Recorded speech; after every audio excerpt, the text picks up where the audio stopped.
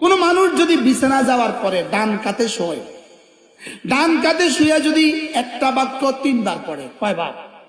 আল্লাহর নবী বলেন আল্লাহ তাআলা তার গুনাহগুলোকে মাফ করে দিবে। যদি পৃথিবীর শুরু দিন থেকে আজ পর্যন্ত বৃষ্টির যত ফোঁটা ছিল তত ফোঁটার সংখ্যা বরাবর, পৃথিবীতে যত গাছ আছে তত গাছের পাতা বরাবর। কি শুনলেন? এরপরে রাসূল বলেন পৃথিবীতে যত ধূলিকণা আছে তত ধূলিকণা বরাবর। এবার এত গুনাহ কার কার আছে?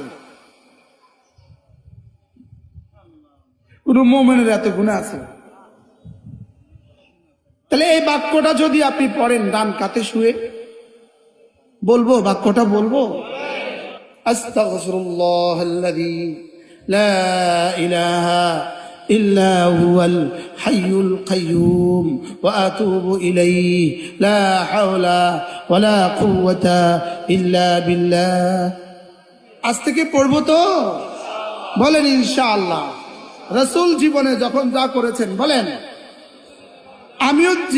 আমিও আমার জীবনে তখন তা করব।